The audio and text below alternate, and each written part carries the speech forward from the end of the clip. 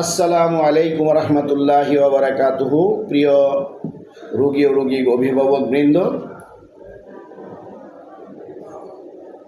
এখনকার আমাদের আলোচনা হচ্ছে কি কি কারণে ব্যথা হয়।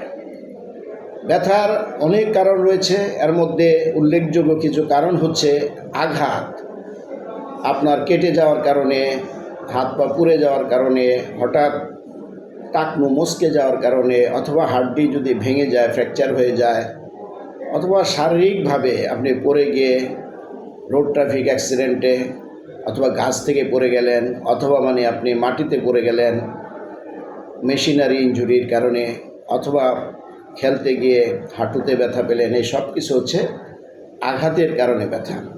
দ্বিতীয়ত হচ্ছে অসুস্থতা, মানে আপনার অ্যাপেন্ডিসাইটিস, পলিসিস্টাইটিস, আর্থ্রাইটিস, এর কারণে ব্যথা। আরেকটা হচ্ছে প্রদাহ বা ইনফ্লামেশন, পায়ের তলায় ব্যথা, সকালে ঘুম থেকে উঠলেই পাড়া দিলে জানটা বের হয়ে যায়, এটা বলা হয় প্লান্টার ফাসাইটিস। এটা প্রদাহের কারণে, পায়ের তলা যে মোটা পর্দা আছে সেখানে প্রদাহের কারণে হয়। পায়ের গোড়ালির পিছনের রগে ব্যথা, যাকে বলা হয় এখিলিস টেন্ডিনাইটিস, রগ বা রগের যে কাভার আছে সেখানে আপনার ব্যথা, কাজেই প্রদাহের কারণে ব্যথা হতে পারে। আরেকটা হচ্ছে স্নায়ুর ক্ষতি, সেন্ট্রাল বা কেন্দ্রীয় স্নায়ুর ক্ষতির কারণে ব্যথা হতে পারে, মস্তিষ্কের টিউমার হলে বা রক্তক্ষরণ হলে বা ইনফেকশন হলে। আবার পেরিফারেল বা সীমান্তবর্তী স্নায়ুর ক্ষতির কারণেও ব্যথা হতে পারে, যেমন ডায়াবেটিক নিউরোপ্যাথি, দীর্ঘদিন ধরে ডায়াবেটিসে ভুগছেন, দেখা গেল আপনার পা জ্বালাপোড়া ব্যথা।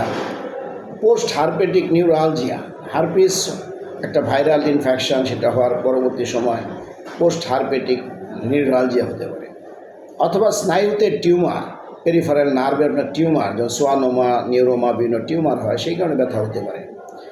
হাড় বা মাংসের সমস্যা, পেশিতে আঘাত বা পেশি প্রদাহ, হাড় ভেঙে যাওয়া বা হাড়ে ইনফেকশন বা টিউমার এবং জয়েন্ট সরে যাওয়া বা জয়েন্টে ইনফেকশন বা বিভিন্ন ধরনের আর্থ্রাইটিস ইত্যাদির কারণে ব্যথা হতে পারে।